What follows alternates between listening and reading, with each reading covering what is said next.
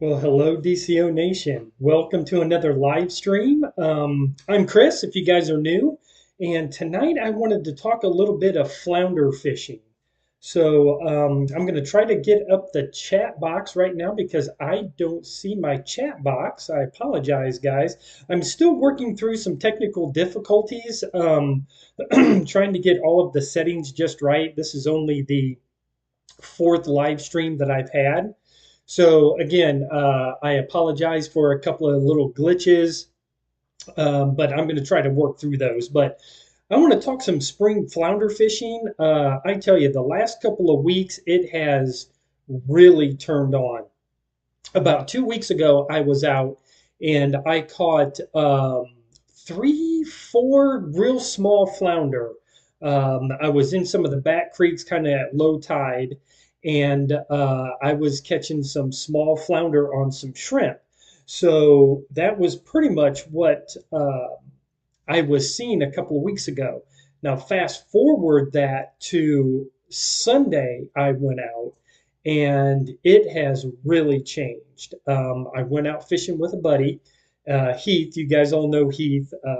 I've been fishing with him a couple different times. He's been on the channel, and we went out. And again, it was kind of a mid tide. The tide was starting to come in a little bit as we were going out, and the water temperatures is up in that mid 60s. So we fished around for a couple of hours. I picked up a small little trout.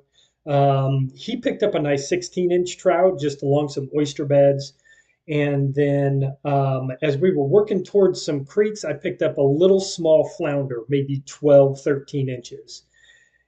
That was about 3 hours into the trip. We kept pushing back into this creek and we came to a creek mouth, which I will show you right here. Let me share my screen with you guys so that you can see what I'm looking at. And so right here, if you guys can see my cursor on the screen, right here is this creek mouth that we were fishing. Now, this is the video that's going to be coming out Saturday morning. So you guys are kind of getting the first glimpse of Sunday's little fishing mission that we went on. So I'm going to be pulling a few little things off of this. And I tell you, there were some nice fish caught on Sunday, but you can see bluebird skies. It was beautiful out. Again, the water temperature was about 60 degrees, but here is where we were picking up the flounder, and I want to explain to you kind of where these flounder were so you can take um, this situation and apply it to wherever you guys are fishing at. So this area right here was a creek, and this creek mouth was actually flowing towards me. So this creek was dumping into this bigger creek. There's some oyster right here on this right hand side, big oyster bar. And this creek would sweep around the current and actually cut across me like at a 45-degree angle. Now, just off of this creek mouth, it got really deep really quick. That creek was about 2 or 3 feet deep, but as soon as you came off of there, there was a nice ledge that dropped off to about 7 or 8 feet. And that's where those fish were really hanging out. Anytime you guys really want to target flounder, that is really a textbook area that I look for. Oyster for the structure and for bait to hug that oyster bar, and deep drop off areas so these flounder can lay down at the bottom. And as this bait gets washed out of the creek, then these flounder just sit and just ambush this bait all day long. And that is what I really look for, these deep pockets and deep holes right at creek mouths. I know that even last year I stressed it, excuse me, quite a bit um, with all of my trips that I went out. I target creek mouths. I can't pass a creek mouth without throwing a bait up in there. So this was the area that, I mean, the bite got really hot. So I'm going to kind of paddle it, excuse me, I'm going to kind of play this on through and you can see where I throw my bait here in a minute. I throw actually up into the creek. You can see right there. I don't know if you can or not, but I throw up into the creek and then work that bait down that ledge. And when I did that, I won't. I don't want to spoil too much here, but we end up picking up. Where is he? There he is. So we end up picking up, several nice flounder. I'm not going to give away everything that we caught that day, but it was a fantastic day. But the pattern remained the same with the deep hole, current, and the structure. So the bait that I was seeing throughout the entire creek area where we were fishing was shrimp.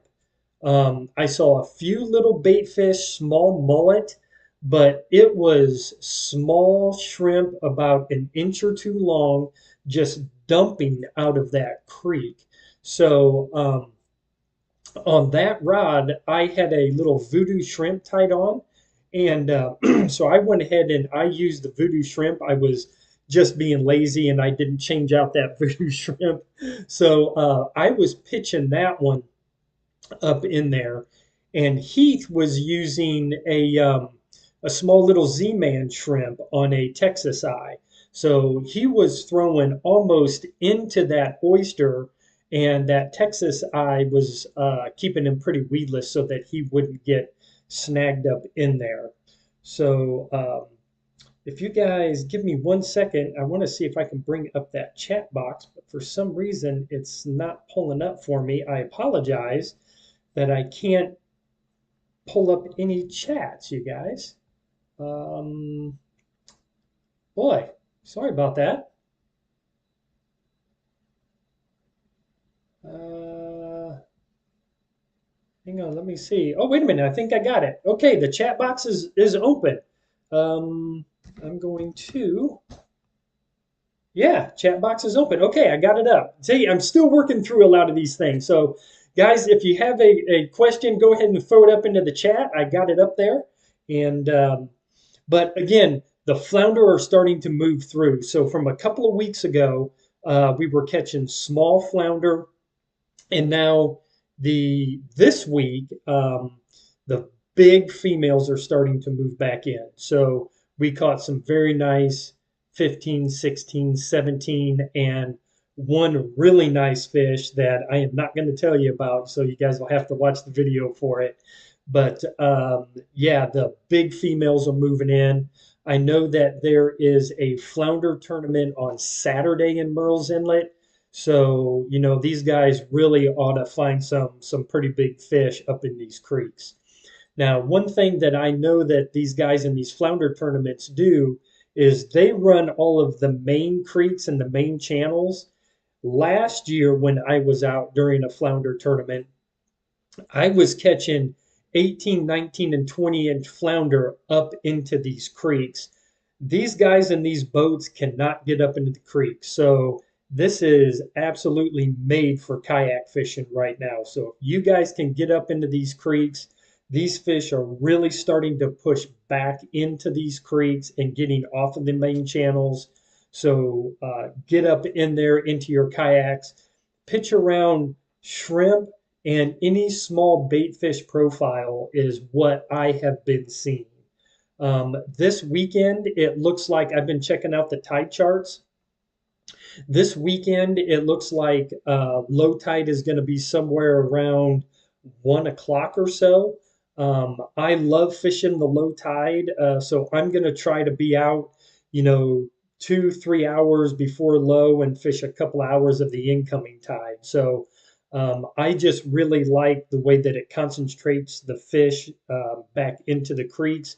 It flushes all of the bait back into the main creeks, and I don't want to say it's like shooting fish in a barrel, but yeah, it makes it a little bit easier to locate and find fish at low tide the way I like to fish. Now, I am going to be going out this week, but I'm going to be targeting redfish this weekend. I'm not going to target the flounder. I'm going to be targeting redfish. And what I'm going to be doing is I'm going to be throwing again some shrimp because that's what I've been seeing in the grass.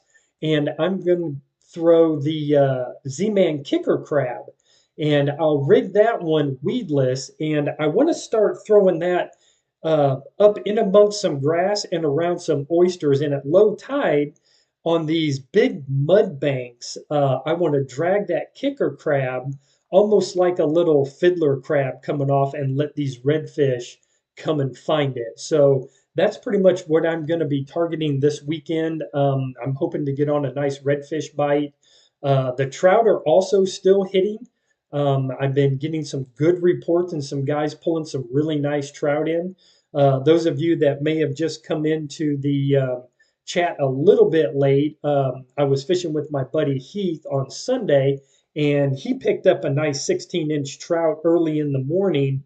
I think he was using a little shrimp profile. I need to go back and look at the video again, but picked up a nice 16-inch keeper trout that I believe he took home and made a nice sandwich out of. So yeah, so the trout are still hitting again. It's a perfect time of the year to pick up all three species, the flounder, trout, and redfish. The water temperature will probably be probably close to 70 by the time the weekend rolls around. It was mid 60s on Sunday. So we've had some pretty warm weather. I know it was almost mid 80s here today. So it's really going to push those water temperatures up. I'm not really seeing a tide dump, so I'm not seeing like a low tide, high wind pushing all the water out of the inlet. So we shouldn't really get a tide dump to change the water temperature that much into these creeks. So guys, throw those bait profiles that you're seeing. Again, 4-inch paddle tail would be great. Um, Here's the jelly baits assassin right here. This is in rainbow shad color. I'll probably have definitely one of these tied on. And so the 4-inch paddle tails, any of your shrimp profiles from the magnificent shrimp from jelly baits, the voodoo shrimp, the Z-Man shrimp, those all work great. And then I think I'm going to pull out a little bit of topwater too. I think the trout and the redfish should start hitting some topwater. So again, springtime is like fall. It's a great transition time. It is get out there and do some fishing right now. So again, guys, if you have any questions, go ahead and throw them up into the chat box while I enjoy my beverage here. Hmm. So I think I mentioned this last time, but I think I'm going to be doing these chats about every 2 weeks going through the season, and we'll break down, what I've been seeing on the water and any video footage. And a matter of fact, I was in a tournament and I caught it was a redfish tournament down in um, Charleston. And again, you guys can probably see all of that, but I am trying. Oh, there was a nice picture.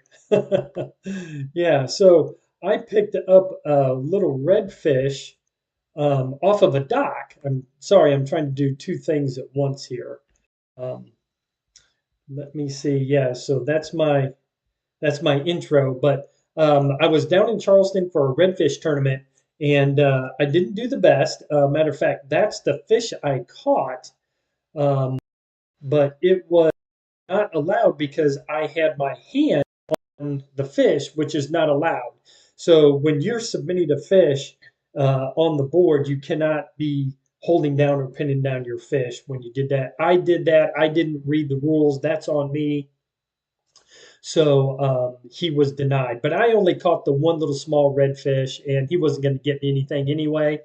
But I was using the little magnificent shrimp, and I was pitching along a dock piling. And a matter of fact, here in 1 second, you will see me make that cast right up against that dock piling where I picked up this redfish. Here it is right here.